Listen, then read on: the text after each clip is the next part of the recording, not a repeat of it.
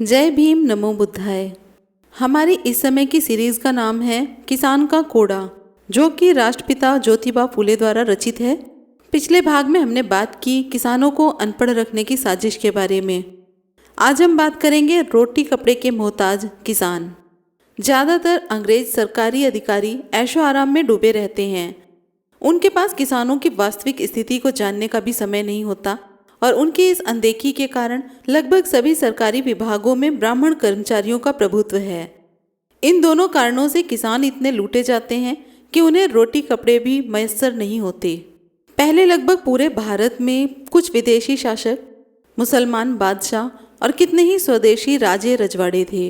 इन सभी के पास लाखों शूद्र, किसान सरदार, ऊंचे सैन्य अधिकारी, सैनिक, अश्वारोही, पैदल सैनिक, तोपची, महावत, ऊंट वाले इत्यादि के रूप में रहते थे और अतिशूद्र अस्तबल में नौकरी करते थे, जिससे उन्हें लगान देने में अड़चन नहीं होती थी, क्योंकि प्रायः किसान परिवारों का एकाध सदस्य तो सरकारी नौकरी में था ही।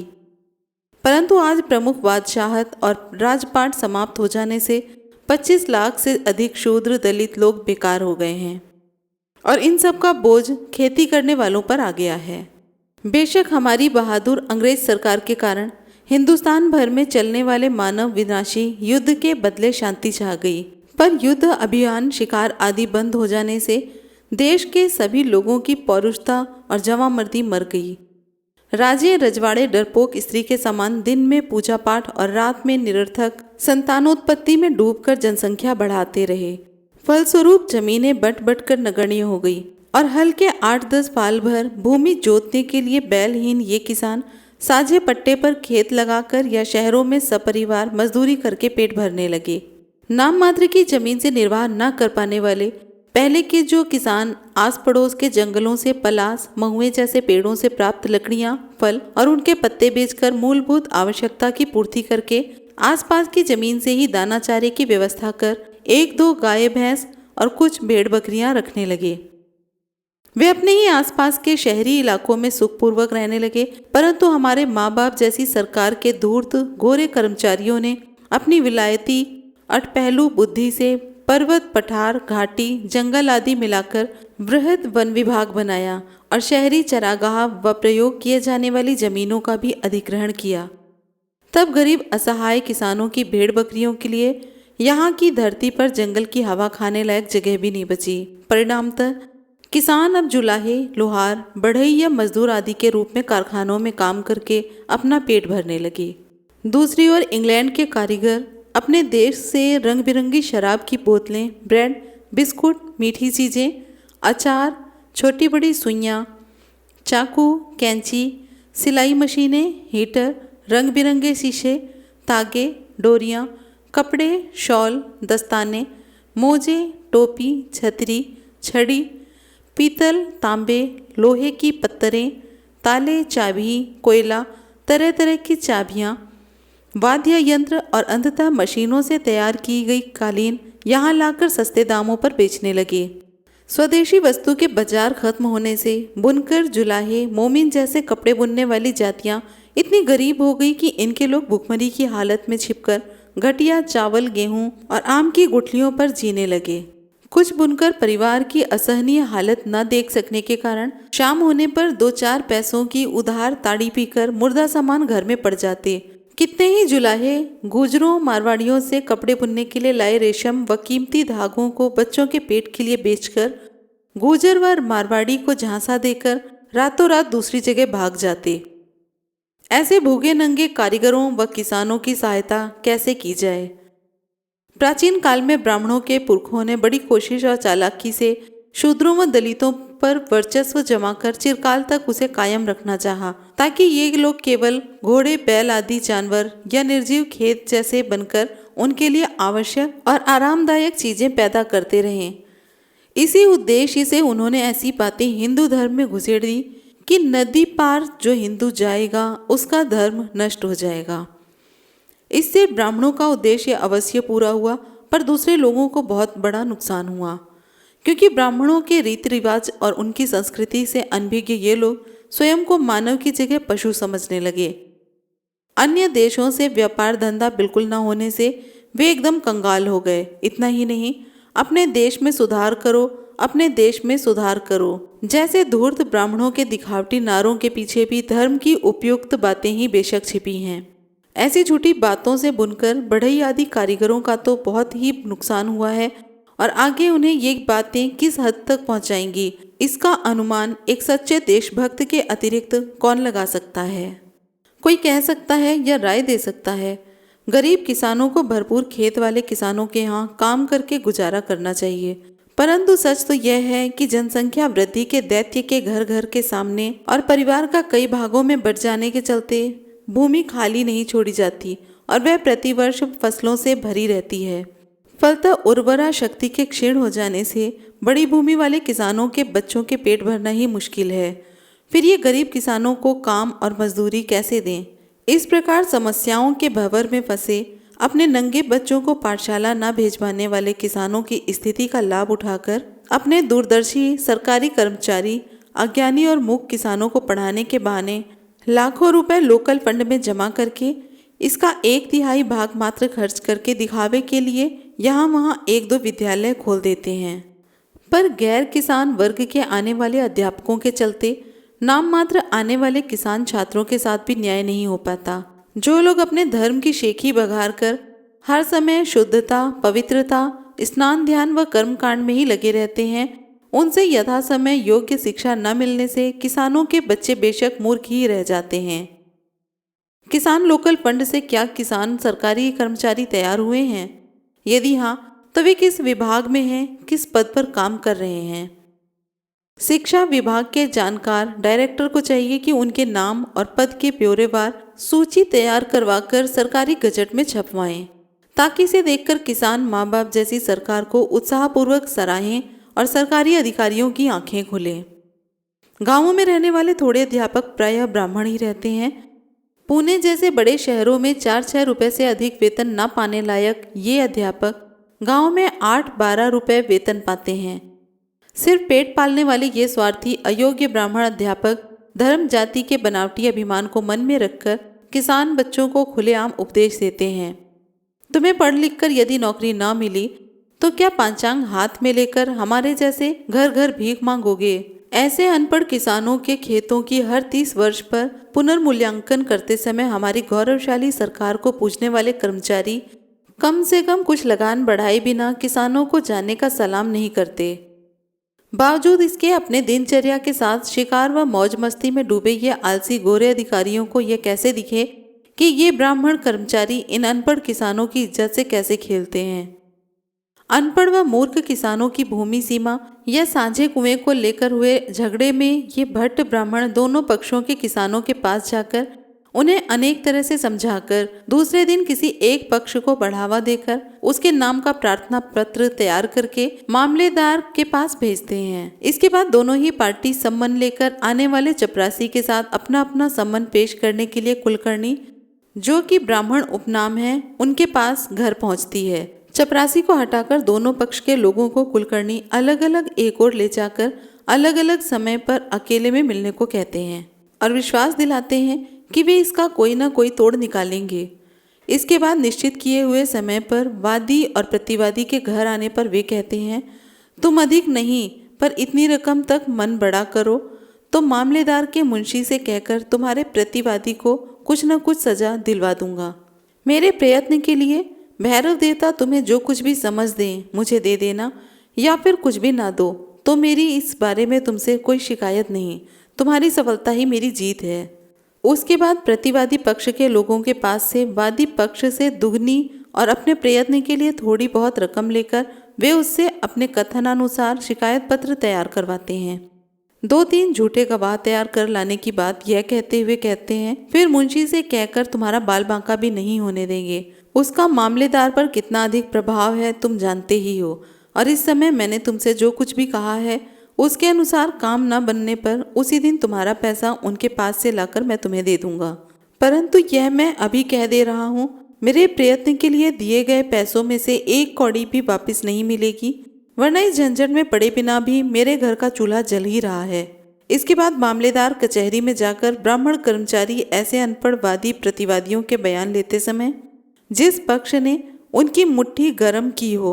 उनके बयानों में से कुछ निर्देशक प्रश्न करके अनुकूल बयान तैयार करते हैं और जिस पक्ष के लोगों ने उनकी मुट्ठी गर्म नहीं की हुई हो उनकी दलीलों को आगे पीछे करके ऐसा बयान तैयार करते हैं कि पढ़ने या सुनने वाले के मन में अभियोग का वास्तविक रूप ही ना आए और वे कुछ उल्टा ही समझ लें। कितने ही ब्राह्मण क्लर्क अनपढ़ किसानों का बयान लिखते समय उनके भाग बिल्कुल अलग निकाल देते हैं। कितने ही ब्राह्मण क्लर्क किसानों के बयान अपने घर ले जाकर उसे पूर्णतः बदलकर सुबह सरकारी कार्यालय में लाकर रख देते हैं और तब तो किसी निष्पक्ष अफसर के होने पर भी अन्याय होना संभव है। इसके बाद वकील के उकसाने पर उनके द्वारा अंग्रेज कलेक्टर के पास अपील करने पर पेशकार सिर्फ जेब गर्म करने वाले के हित वाले बयान ही कलेक्टर के सामने रखता है। पेशकार के द्वारा ज्यादा गरीब पक्ष के हित के खिलाफ महत्वपूर्ण दलीलें हटाने पर अगर कलेक्टर के मुख से शिकायत खारिज की जाती है जैसा स्वर्णिम वाक्य निकल जाता है तो वे अपनी निर्दयी हाथ में मराठी में इच्छानुसार लिखे कागज लेकर कलेक्टर के पास ऐसा अवसर देखकर जाते हैं जब वे पत्नी के साथ भ्रमण पर हों या मराठी न जानने वाले किसी सख्त और अपने से बड़े अधिकारी के साथ हों या फिर रात्रि भोज से लौटने पर सुबह सुस्त पड़ा हो या शिकार पर जाने की हड़बड़ी में हो। फिर वे उसके द्वारा कहे पिछले मंतव्य को हुबहू पढ़कर झूठे कागज पर उसके हस्ताक्षर सहजता से ले लेते हैं। कुछ सख्त कलेक्टरों के सामने दाल न गलने पर वे कुछ बेढंगे अनपढ़ किसानों का मामला मुख्य कार्यालय में न लिखकर उस किसान को कलेक्टर की सवारी के पीछे पीछे दौड़ाकर उसकी हड्डी पसली ढीली करवा देते हैं। और कितने ही एकदम अज्ञानी किसानों के दरखास्त 1-2 दिन फाइल में न लगाकर उसके प्रतिपक्षी से थोड़ी बहुत रिश्वत खाकर उस दरखास्त को ही गायब कर देते हैं। अंततः दोनों पक्षों में से जो अधिक पैसा खर्च करे वही विजयी होता है और फिर गांव में 2 दल बन जाते हैं। इसके बाद पोले जो कि जानवरों का त्योहार है और होली जैसे त्योहारों पर बैलों के दाईं ओर जाने और उसे रोटी देने की बात पर दोनों दलों में जबरदस्त मारपीट हो जाती है। कितनों के ही सिर फूटने पर पुरोहित ब्राह्मण जिसमें कि लगभग सभी फौजदारी दीवानी आदि झगड़े फसाद किसानों में पैदा करने वाले ये पुरोहित ब्राह्मण ही रहते हैं। क्लर्क दोनों दलों को दिखावटी शाबाशी देकर भीतर ही भीतर खोखले पुलिस ब्राह्मणों से हाथ मिलाकर केंद्रीय तालुक कार्यालय के सिपाही गुंडे को वस्तु स्थिति बताते हैं और तब वहां रंग बिरंगे पतलून बूट पगड़ी पहने हाथ में बेकार पड़ी तलवारें लेकर कुछ हवलदार भूखे पुलिस पीछे पीछे आते हैं। फिर दलितों और पुलिस पटेल जो कि ब्राह्मण का उपनाम है उनकी सहायता से वे गांव के दोनों गुटों के ज्यादातर लोगों को पकड़कर थाने में कैद करते हैं और पहरेदारों को छोड़कर बाकी सारे सिपाही व मजिस्ट्रेट अनपढ़ ब्राह्मण पुलिस की सहायता से मारवाड़ी दुकान से मनमाने दाम और वजन की भोज्य सामग्रियां उठा लेते हैं। यदि किसी ने शराब की दावत दी हो तो वे छक कर खाते पीते हैं। फिर पूछताछ करके सारे कैदियों को मुख्य थाने में लाकर फौजदार के सामने खड़ा कर उनकी आज्ञा के अनुसार पूरी जांच होने तक उन्हें कच्ची कैद में रखते हैं। इसके बाद कैदी किसान के घर के लोग छोटे मोटे आभूषण तथा अन्य साधारण वस्तुएं बेचकर लाई हुई रकम पुलिस कर्मचारियों को दे देते हैं। ऐसे कुछ उदाहरण यहाँ देता हूँ। किसी एक गुट के आदमी के अधिक जख्मी हो जाने पर क्लर्क के जरिए धूर्त कर्मचारी दूसरे गुट से पैसा खाकर मजिस्ट्रेट के पास मामले भेजने में देरी कर देते हैं ताकि तब तक घाव भर जाए और सबूत मिट जाए। कभी कभी किसी धूर्त कर्मचारी की मुट्ठी गर्म होने पर इनके क्लर्क पैसे देने वाले लोगों को विश्वास दिलाते हैं कि दूसरे पक्ष के लोगों को सफाई देने से ही रोक लिया जाएगा। कभी कभी क्लर्क के माध्यम से मुख्य गवाह को डरा धमकाकर अन्य गांव भेज दिया जाता है। बावजूद इसके कुछ अनपढ़ किसान कचहरी में अपनी गवाही देने के लिए आ जाएं तो निरक्षर होने, स्मरण शक्ति कम होने और क्रमबद्ध पूछे गए सवालों के सटीक उत्तर न दे पाने के दरमियान उन्हें मार पीट कर मार दिया जाता है। कभी कभी गवाही लेते समय वे हर तरकीब लगाकर किसानों को इतना अधिक घबरा देते हैं कि वे आंखों देखी व कानों सुनी पूर्णतः सत्य बातें भी नहीं कह सकते। इसके अतिरिक्त साहसिक कर्मचारियों के हाथ खूब गरमाने से वे झूठे साक्ष्य गवाह गढ़कर कानून के ही आधार पर अपनी इच्छा के अनुसार अनपढ़ किसानों को दंड देते हैं। उस समय उन लोगों के पास जुर्माना भरने के पैसे नहीं होते। वे अपने इष्ट मित्र और रिश्तेदार से पैसे लेकर जुर्माना भरते हैं। फिर घर पहुंचने पर वे उधार चुकाने व अन्य लोगों को छुड़ाने के लिए साहूकार के पास पैसे मांगने जाते हैं, परंतु भगा दिए जाते हैं क्योंकि पैसे वसूली के समय एक पक्षीय किसान कानून के चलते भरी कचहरी में साहूकार की जगहसाई हो जाती है। कितने ही ब्राह्मण नौजवान कानूनी पुस्तकें तोते के समान रटकर कानूनी परीक्षा पास होते हैं। हमारी भोली सरकारें उन्हें जज की ऊंची कुर्सी पर बैठा देती हैं, परंतु ये लोग सामाजिक व भाईचारे के संबंध को भुलाकर स्वयं को भूदेव का वैद्य पुत्र समझकर दूसरी जाति के वयोवृद्ध, बुजुर्ग, निर्धन और कमजोर व्यक्ति के साथ अन्यायपूर्ण व्यवहार करते हैं। पहले ये सरकारी रिवाज के तहत सभी गवाहदारों को कोर्ट में 10 बजे हाजिर रहने का आदेश देते हैं और खुद लगभग 12 बजे कोर्ट में आते हैं। फिर आधे घंटे झपकी लेने के बाद आंख मलते हुए कुर्सी पर बैठकर जेब से पान का बीड़ा निकालकर उसे मुंह में डाल बंदर सा मुंह चलाते हैं। फिर नस या सूंघ कर तिरछी नजर से लोगों को देखते हैं। तभी अचानक काले कोट, बूट और लाल पगड़ी पहने हुए मूंछ पर ताव देकर वकील कहता है, योर ऑनर। जब पेट सहलाते हुए भूदेव जज वकील से पूछता है, आपका क्या कहना है, तो वकील जेब में हाथ डाले डाले ही कहता है, आज मुझे एक हत्या के मुकदमे में सेशन कोर्ट में हाजिर होना है, इसलिए आप मेहरबानी करके आज यह केस स्थगित रखें। इतना कहते ही जज की स्वीकृति पर वकील घोड़ा गाड़ी पर सवार होकर अपना रास्ता नापता है। फिर जज अपना काम शुरू करता है। मैं यहाँ चंद नमूने देता हूँ। बहुत से ब्राह्मण न्यायाधीश ऊंची जाति के घमंड में अथवा भविष्य रूपी ताज पाने के नशे में अन्य जातियों के साथ तुम ताम करके ही बात करते हैं। कुछ स्वाभिमानी लोग कोर्ट में आते ही अगर इन्हें झुककर नमस्कार नहीं करते तो उनके बयान लेते समय उन्हें ये लोग व्यर्थ ही सताते हैं। खासकर ब्राह्मण धर्म विरुद्ध किसी संस्था या समूह के सम्मानित सदस्य को कोर्ट में उपस्थित होने में देरी हुई तो देरी पर उनके सम्मान व बुजुर्गपन की धज्जी उड़ाते हुए ये जज बयान लेते समय उन्हें कहीं का नहीं रहने देते। बौद्ध मारवाड़ियों को ये भूदेव कैसे नीचा दिखाते थे और उनका कैसे उपहास करते थे सर्वविदित है। कभी कभी वादी प्रतिवादी के कथनों को न समझ पाने पर यह कपटी धर्मनिष्ठ जज कुत्ते की तरह भौंकते हुए कठोर शब्दों में कहता है, तू बदतमीज है, तुझे 20 कौड़े लगाकर एक ही गिनना चाहिए, तू महाधूर्त है। इस पर नानुकुर करने पर उस गरीब का मुकदमा ही रद्द कर दिया जाता है। इतना ही नहीं, नाखुश होने पर यह बेरहम जज सारे कागजात घर ले जाकर निर्णायक दलीलें हटाकर इच्छानुसार नए बयान बनाकर क्या फैसले नहीं देते होंगे, क्योंकि आजकल बयान देने वाले के हस्ताक्षर या अंगूठा चिन्ह लेने की प्रथा भी खत्म हो गई है। सारांश यह है कि प्रायः ब्राह्मण जज घासीराम कोतावल जैसे निर्णय करते हैं। साहूकारों ने अपने लेन देन का व्यापार बंद कर दिया है, फिर भी कुछ ब्राह्मण और मारवाड़ी साहूकार न्यायालय के अपमान का विधि निषेध मन में न लाते हुए निरक्षर किसानों से लेन देन करते ही रहते हैं। वह इस तरह कि पहले परेशानी में फंसे हुए किसानों को फूटी कौड़ी नहीं देते, बाद में उनसे लिखवाए हुए कर्जदारी पत्र के आधार पर सरकारी विभाग से सेवानिवृत्त होकर पेंशन लेने वालों से सुशोभित पंचों की पंचायत से हुक्मनामा लेकर ब्याज के पैसे काटकर बाकी पैसे उनकी झोली में डाल देते हैं। उन्हीं दिनों बहुत से ब्राह्मण व मारवाड़ी साहूकार बिन भरोसे वाले निरक्षर किसानों से कहते हैं, सरकारी कानून के कारण तुम्हें खेत गिरवी रखकर हम कर्ज नहीं दे सकते, इसलिए यदि तुम अपने खेत हमारे नाम कर दो तो हम तुम्हें कर्ज दे दें और कर्ज चुका देने पर हम फिर तुम्हें तुम्हारे नाम करके खेत लौटा देंगे। इस तरह से वे कस्में खाकर बोलते हैं, पर इन धार्मिक अहिंसक साहूकारों से ये अनपढ़ भोले किसान अपने खेत शायद ही वापस ले पाते हैं।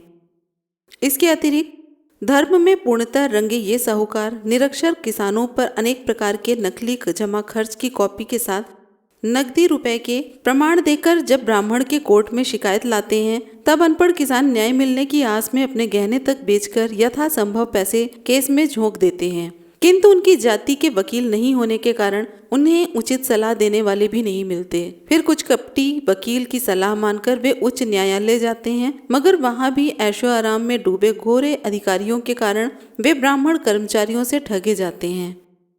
ऐसे कुछ उदाहरण दिए जा रहे हैं। धूर्त वकील वकालतनामा और उससे संबंधित खर्च के लिए रुपए अग्रिम लेकर ही फरियाद तैयार करता है, फिर पेशकार की रखेल से नाच गाना करवाकर किसानों से उनसे पैसे दिलवाता है। अनपढ़ किसानों से रिश्वत खाने वाले सरकारी कर्मचारी के साथ साथ रिश्वत लेने वाले विवश लाचार निरक्षर किसानों को भी कानूनन दंड मिलता है। सशस्त्र पुलिस को ठेंगा दिखा दिन के उजाले में लोगों को लूटने वाले लुटेरे भट्ट ब्राह्मण फड़के, यहाँ पर इस्तेमाल किया जाने वाला फड़के शब्द ये एक खास मराठी ब्राह्मण का उपनाम है। और उनके भूखे भाइयों को अपने रूखे सूखे ग्रास देने वाले अनपढ़ कंगाल किसानों से जिस तरह पुलिस खर्च कानूनन वसूले जाते हैं और किसानों के घर चोरी करने वाले हर जाति के लोगों को दंड दिए जाते हैं, उसी प्रकार किसान को दंडित करने वाले कानून की तरह घर में सो रहे व्यक्ति के यहाँ चोरी होने पर घर वालों को दंडित करने का कानून भी क्यों नहीं बनाया गया। कायर पुलिस की गर्दन बचाने वाला ऐसा कानून अगर कानून परिषद में पारित हो जाए तो हमारी न्यायप्रिय सरकार का स्वर्ग के पास शिमला में जयघोष होगा। बहुत से कट्टर ब्राह्मण कर्मचारी स्वजातीय कथावाचकों और भजन मंडली वालों को भोले अनपढ़ किसानों से पैसा दिलवाते हैं। कुछ दूरदर्शी धूर्त लोग इन किसानों से राधा कृष्ण मंदिर बनवाते हैं, कुछ मंदिरों का जीर्णोद्धार करवाते हैं और उनसे व्रत समाप्ति पर महोत्सव करवाते हैं। बहुत से धूर्त कर्मचारियों से जो अंग्रेज कर्मचारियों के पीठ पीछे किसानों को कष्ट देते हैं, किसान भीतर ही भीतर दुखी रहते हैं, किंतु किसानों की उन्नति के लिए उन्हें चापलूस कर्मचारियों को गोरे अधिकारी चुनते हैं। 2-4 मिनट भी मराठी न बोल पाने वाले तुम हम करने वाले इन गोरे कर्मचारियों के भाषण छत्रपति राजे महाराजे निम्बालकर, घाटगे, मोहिते, दाभाड़े, घोरपड़े। यहाँ पर घोरपड़े शब्द को मराठे जनरल और सरदार के लिए इस्तेमाल किया है और किसान लोग कैसे समझते हैं कि ये गोरे कर्मचारी हर तरह की शिकायतों का निष्पादन कैसे करते हैं, भगवान ही जाने। कुछ धूर्त ब्राह्मण कर्मचारी अपना उल्लू साधने के लिए वाकपटु ब्राह्मणों की अगुवाई में जगह जगह बड़े बड़े संगठन बनाकर कुछ शूद्रों, घसियारों, बढ़इयों, ठेकेदारों, पेंशनरों या धनी लोगों को इच्छानुसार सदस्य बनाकर उन पर दबाव बनाकर पैसे ऐंठते हैं। गोरे कर्मचारी सरकार से सिफारिश करके अपने घरेलू खास कामों में उपयोगी ब्राह्मण पेशकार को राव साहब जैसी खोखली पदवी दिलवा देते हैं। अन्य जिले में बदली होने पर यह सम्मानित राव साहब मनमाने मानपत्र तैयार करके उस पर शहर के 4-5 खोखली प्रतिष्ठा वाले कुछ लोगों और कुछ धनी अनपढ़ किसानों के न पढ़े जाने वाले हस्ताक्षर लेकर शूद्र ठेकेदार के दीवान खाने में बड़ी बड़ी सभाएं करके और उन्हें मानपत्र देकर गोरे कर्मचारियों का आदर बढ़ाते हैं। तात्पर्य यह है कि अकाल जैसे ईश्वरीय शाप से उबरा जा सकता है, पर कमोबेश में हर सरकारी विभागों में ऐशो आराम में डूबे आलसी गोरे कर्मचारियों की अनदेखी के चलते और ब्राह्मणों की भरमार होने से किसानों के नुकसान की भरपाई संभव नहीं है। कोंकण प्रदेश के ब्राह्मण खोत इसका उदाहरण है। इस कारनामे पर कच्चा चिट्ठा लिखने पर mysteries of the court of London जैसी पुस्तक तैयार हो जाएगी। जब इन अनपढ़ किसानों की बदहाली ईसाई लोगों से ज़्यादा समय तक नहीं देखी गई, तब उन्होंने ग्रेट ब्रिटेन के शिक्षा विभाग का विरोध करना प्रारंभ किया और तभी यहाँ के कुछ सभ्य व्यक्तियों सहित कुछ बड़े सरदारों का ध्यान हिंदुस्तान के शिक्षा विभाग की ओर गया। हमारे रहमदिल गवर्नर जनरल साहब ने यहाँ के शिक्षा विभाग की सही जांच के लिए 4-5 बड़े बड़े विद्वान व्यक्तियों की कमेटी गठित कर मिस्टर हंटर को उनका चेयरमैन नियुक्त किया। हंटर साहब ने अपने साथियों को साथ लेकर एक शातिर शिकारी के समान तीनों प्रेसिडेंसियों में भ्रमण किया, किंतु किसानों की उपेक्षा को लेकर शूद्रों दलितों की विपत्तियों का बारीकी से अध्ययन करने के लिए वे यदि किसानों की गंदी झोपड़ियों में जाकर नाक पर रुमाल रख अपनी आंखों से उनकी बदहाली देखते तो बात बनती, पर वे वहाँ के किसी निरक्षर नंगे किसान के बजाय धर्मनिष्ठ ब्राह्मण, हिंदू, पारसी और ईसाई धर्मावलंबियों से वक्तव्य लेकर जगह जगह से मिले मानपत्र लिए कलकत्ता लौट आए। इसलिए उनकी रिपोर्ट से अनपढ़ किसानों को उचित लाभ मिलेगा ऐसा अनुमान तो हम नहीं लगा सकते। तात्पर्य यही है कि मिस्टर हंटर ने अज्ञान के अंधकार को दूर करने के उद्देश्य से दबे कुचले अनपढ़ किसानों के पास न बैठकर मुक्ति सेना के निस्वार्थी नायक मिस्टर टक्कर की श्रेणी में खुद को न ला सके। अगर ऐसा होता तो मिस्टर हंटर की महानता का डंका फिर से बजता, जैसे कि मिस्टर टक्कर की महानता का बजा था। लोकतांत्रिक देश के प्रतिनिधियों की ओर से यह आवाज़ दुनिया के अन्य राष्ट्रों तक पहुंचती, लोगों की आंखें खुलती और उनके दिल में हमारे रेड इंडियंस के लिए करुणा उभरती। सरकारी ब्राह्मण कर्मचारियों पर लिखी गई बातों के सबूत जगह जगह पर दायर तरह तरह के केस और जाली वकालतनामा आदि देखने से आराम से मिल जाएंगे। तो आज हमने देखा कि रोटी कपड़े के मोहताज किसान के बारे में हमारे राष्ट्रपिता ज्योतिबा फूले ने क्या देखा और उन पर क्या विचार व्यक्त किए। आगे के भाग में बात करेंगे आर्यों का आगमन, शूद्रों की उत्पत्ति एवं किसानों से कर वसूली के बारे में। फिर मिलेंगे अगले वीडियो में। जय भीम, नमो बुद्धाय।